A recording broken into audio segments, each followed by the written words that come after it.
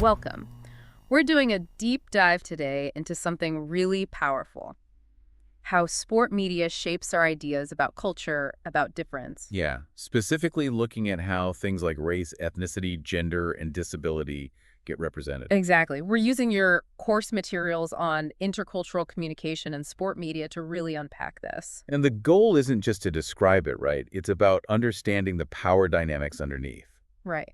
Equipping you, the listener, with a more critical way to watch and think about sports coverage. We're doing a cultural studies approach here. which basically means looking at how meanings get made and spread around, hmm especially when it comes to who has power. Okay, before we jump in, maybe quickly define race and ethnicity as we'll use them, just to be clear. Good idea. So race, we're generally talking about perceived physical traits, like skin color. Okay. Whereas ethnicity is more about shared cultural stuff, language, traditions, where you come from. Got it. Though the media often mixes those up, doesn't it?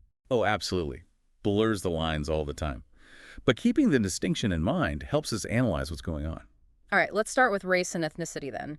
It's pretty noticeable how often black athletes get talked about in terms of natural physicality. Definitely strength, speed, agility, it's constantly emphasized. And the way their success is explained, sometimes it feels like it's just biology, almost animalistic comparisons sometimes.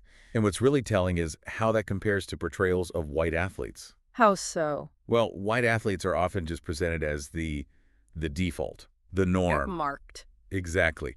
And when their strengths are highlighted, it's often things like leadership, thinking strategically, intelligence, perseverance. Traits we associate with authority? Precisely. Traits society values and positions of power. This brings up that term enlightened racism. It sounds like a contradiction. What's that about? It is a bit paradoxical, yeah. It basically describes how society can accept and even celebrate Black success in very visible areas, like sports. Right, like look how far we've come. But that acceptance doesn't really challenge the deeper inequalities in other areas. Think academia, business, politics. So it's a kind of limited inclusion, allows success in one specific place. Yeah, without really shaking up the status quo elsewhere. And it's crucial we stress this, the whole idea of black natural athleticism. No scientific basis, zero. Absolutely none. It's a social construct, plain and simple, not biological fact. So any differences we see in performance aren't innate. Not in a racial biology sense, no. They're shaped by social factors, historical context. Okay, let's dig into that history. How did things like colonialism and slavery feed into these ideas? Well, those systems fundamentally valued Black bodies for physical labor. That creates a really deep, lasting association in society between Blackness and physicality. And then later, segregation and discrimination. That it limited Limit opportunities, right? severely limited them. Yeah. Sports became one of the few visible pathways for potential success and recognition for many Black people. And you also mentioned institutional things like specific scholarships in the U.S. Yeah, things like track and basketball scholarships. They created real incentives, channeling Black youth towards athletic careers. It reinforced that connection in the public mind. And over time, that expectation gets internalized. It often does, yes. Communities and individuals might invest heavily in physical training, partly because that's where society seems to expect and reward their efforts. It's not just a black-white binary, though. The sources talk about stereotypes for lots of different ethnic groups. That's a really important point.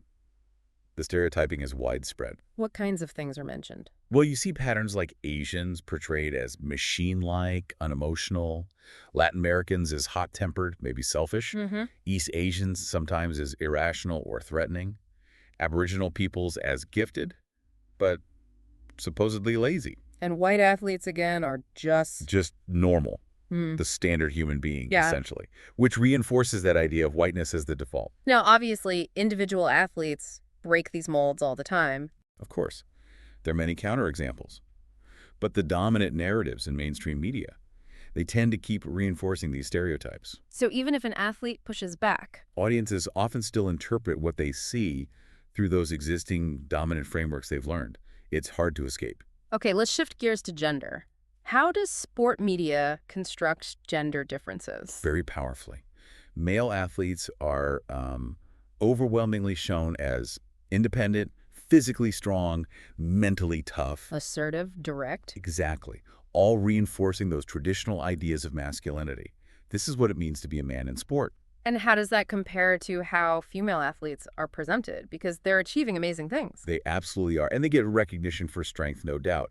But the portrayal is often different. How so? You might see them depicted as more dependent, maybe on a male coach, more emotionally vulnerable, especially under pressure. And there's often that focus on appearance, right? Sexualization. A huge amount of focus on attractiveness, yes. Right. Sometimes it feels like it gets more attention than their actual athletic skill. You mentioned women's football. It's growing, but still feels secondary. Yeah, exactly. It might get praise, but it's nearly always positioned as less important than men's football. Less coverage, less investment, less prestige. Reflects the broader gender hierarchy. Clearly.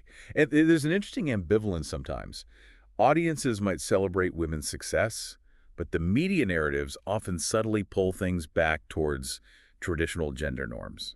Okay, let's move to disability. The materials talk about two main ways of understanding disability in sports media. Yes, the medical model and the social model. Tell us about the medical model first. So the medical model basically sees disability as an individual problem, a deficit that needs treatment or fixing so the person can fit into able-bodied society. And how does that show up in media coverage?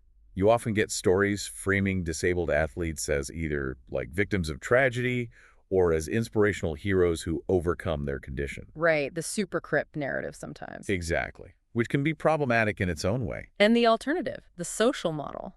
The social model flips that.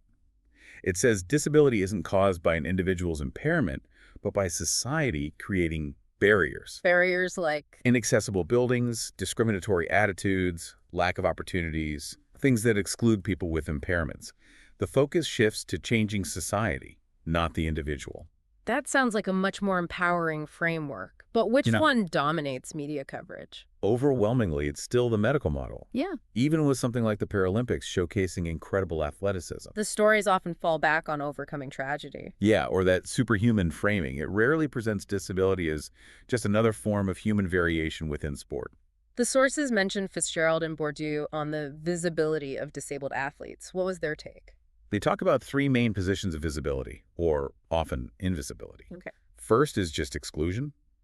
Most disabled athletes are simply not visible in mainstream sports coverage. Ignored. Pretty much. Yeah. Second, if they are visible, it's often as inferior, competing in events framed as lesser than able-bodied sports. Segregated competitions, maybe? Often, yeah. And the third position is that aspirational visibility. We talked about the superhuman inspirational figure, which again sets them apart, rather than including them as athletes first. And you see this with things like wheelchair rugby. Incredible sport, but not much visibility. Exactly. High levels of skill, strategy, physicality, but it gets very limited recognition compared to mainstream sports. How does Bourdieu's idea of habitus and physical capital fit in here? Well, habitus is like our ingrained way of being, shaped by our social experiences. Physical capital is about the bodily skills and attributes that society values. So in sports. Successful disabled athletes can build physical capital. They can challenge norms about ability, but achieving full recognition, full value for that capital is tough because the whole system, the habitus of sport, is still so based on able-bodied ideals. So when people watch all this media, how do they actually take it in? Do they just accept these portrayals? Not always. Reception theory talks about different ways audiences read media. Like what? There's the preferred reading, basically accepting the dominant message the media seems to be pushing. Okay, buying into it. Then there's a negotiated reading. This is where you might accept parts of it, but you also question or adapt it based on your own life, your own experiences. Kind of meeting it halfway? Sort of. And finally, there's an oppositional reading. That's where you completely reject the dominant message and interpret it differently, often critically. And do certain groups tend towards certain readings? Research suggests that people from minority groups based on race, gender, disability, etc., are often more likely to engage in those negotiated or oppositional readings. Their lived experiences give them a different lens.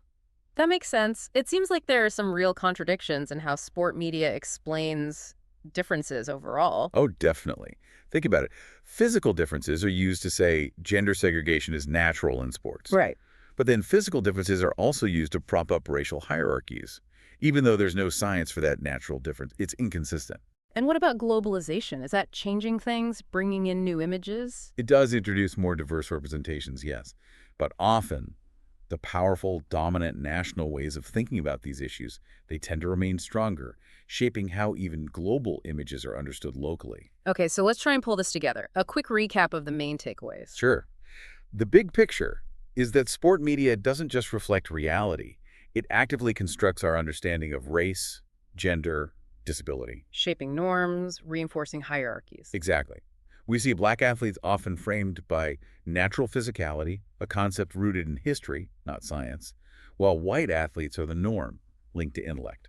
That's part of enlightened racism. And gender.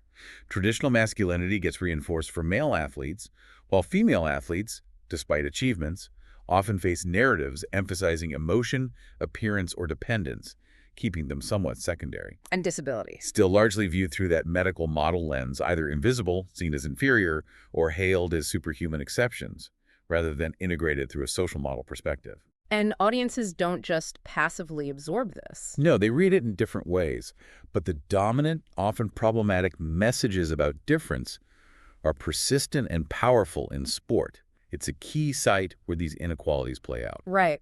Understanding how this construction works is so vital for critically engaging with the sports coverage we all consume and recognizing the power involved. Absolutely. These aren't just stories about games. They have real consequences well beyond the pitch or the court. Definitely.